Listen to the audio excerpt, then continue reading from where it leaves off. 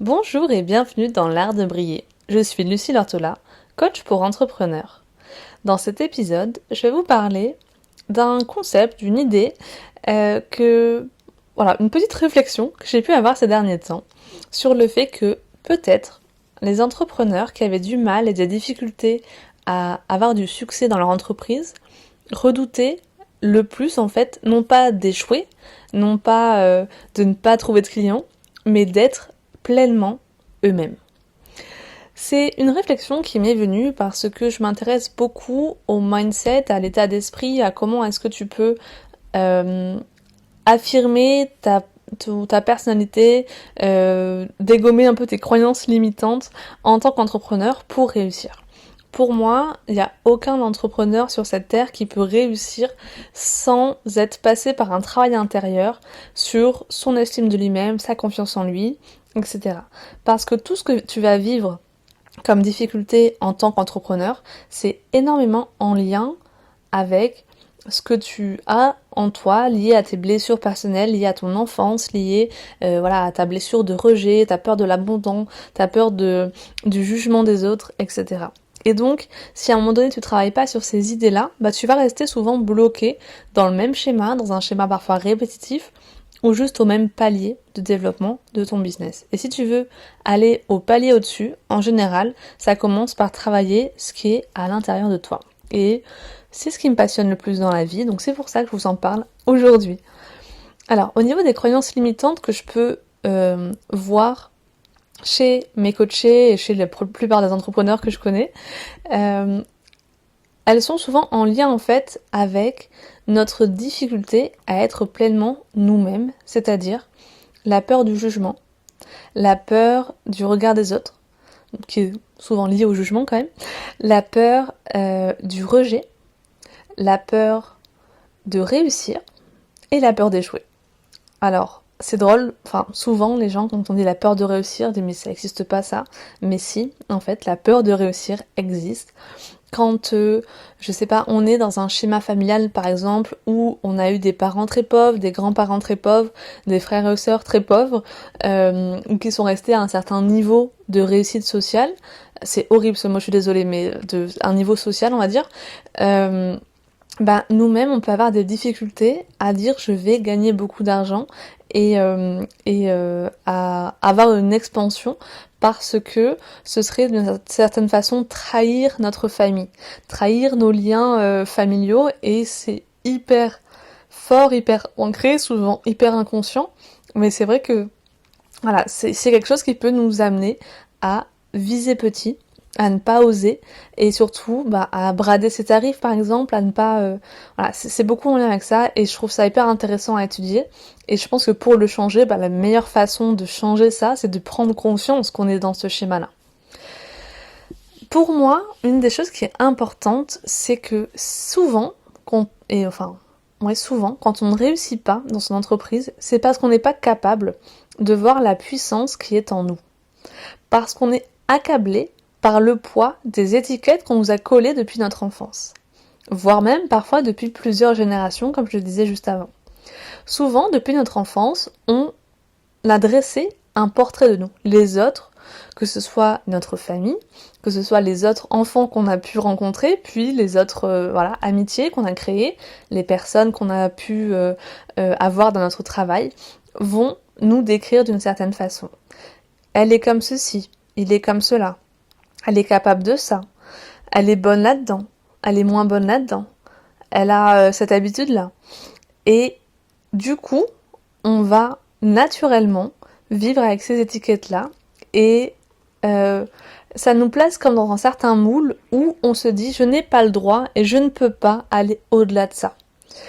Je pense que c'est de notre ressort, un jour, en grandissant, de se détacher de ces étiquettes-là.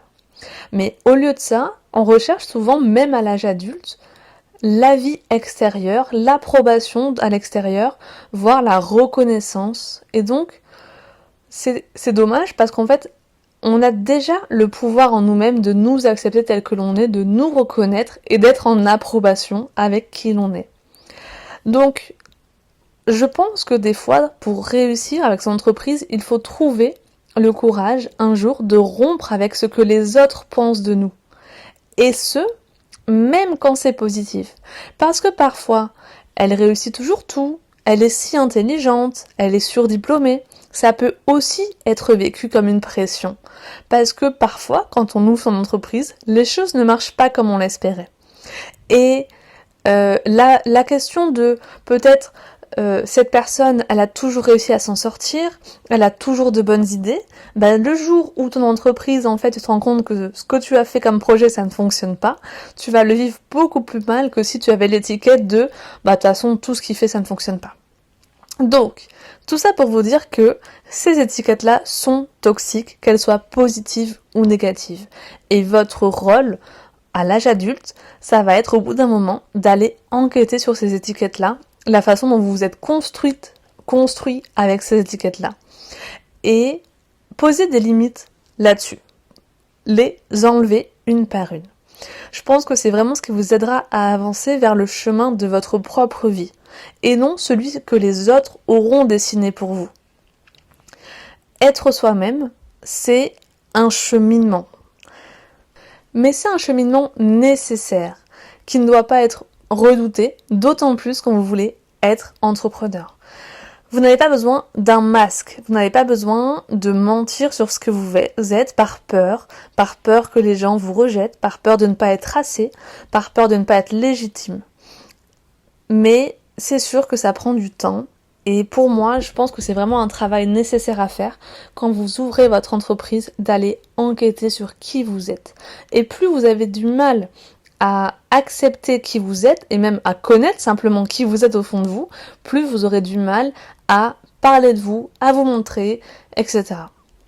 Et donc toutes les croyances limitantes et toutes les actions un peu négatives et le sabotage que vous vivez en tant qu'entrepreneur débutant, en général, il passe beaucoup par cette peur d'être pleinement vous-même et le fait que vous êtes construit avec des étiquettes et à travers le regard des autres finalement. Donc, pour moi, être soi-même, c'est... Je me suis posé cette question, qu'est-ce que c'est vraiment en fait, être soi-même ? Avant tout, ça passe par être en accord avec vos valeurs. Vos valeurs ne sont pas forcément les valeurs de vos parents, ne sont pas forcément les valeurs dans lesquelles vous avez été élevé. Et donc, c'est aussi avoir le courage, en affirmant ses valeurs et ses opinions, de ne pas être aimé. C'est avoir le courage d'assumer ses choix et ses décisions. Ça peut être l'idée d'apprendre aussi à se connaître, parce que parfois, on a tellement eu des idées qui étaient très fortes, très ancrées de qui est-ce qu'on est, et ceci aurait été inculqué à travers les autres, qu'on ne sait pas vraiment au fond de nous qui on est.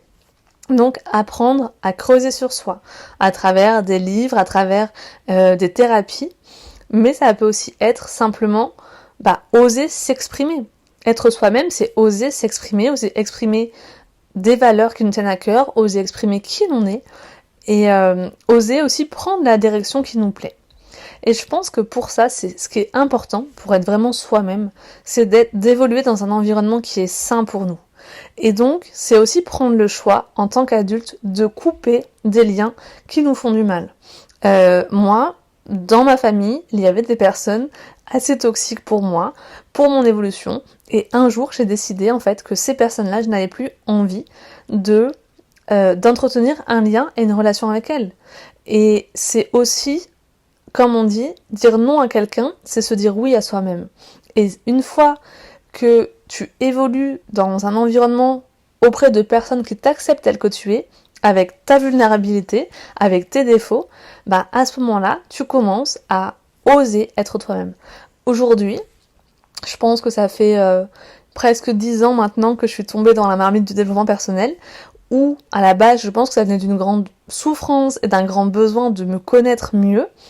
Aujourd'hui, après 10 ans quasiment, je me rends compte que j'arrive et que c'est devenu facile pour moi d'être moi-même, de partager mes opinions, de dire quand je ne suis pas d'accord avec les autres, de m'exprimer simplement sur ce que je fais, ce que je suis, ce que j'aime dans la vie, sans avoir peur du jugement. Parce que je me suis aussi dit que les personnes qui vont émettre un jugement sur ce que je suis, ce que je fais, etc., ça ne veut rien dire de moi. Ça veut toujours dire beaucoup plus d'elles-mêmes. Si tu passes beaucoup de temps à juger les autres, à les critiquer ou à ne te montrer pas d'accord avec eux, c'est souvent que tu manques beaucoup d'estime de toi et d'amour pour toi. Donc en général, je leur envoie une pensée d'amour et je laisse couler. Voilà ce que je pouvais dire aujourd'hui sur cet épisode. Est-ce que vous redoutez vous aussi d'être vous-même? N'hésitez pas à me partager en message privé, par email, sur Instagram, peu importe où, votre avis sur cette question, ce à quoi ça vous fait réfléchir, ce à quoi ça vous fait penser. En attendant, je vous retrouve bientôt pour un prochain épisode de l'Art de Briller. N'hésitez pas aussi, s'il vous plaît, à mettre plusieurs étoiles, 5 étoiles, plein d'étoiles pour noter le podcast. Ça permet de lui donner plus de visibilité et c'est adorable si vous le faites. On se retrouve bientôt dans un futur épisode et en attendant, prenez bien soin de vous.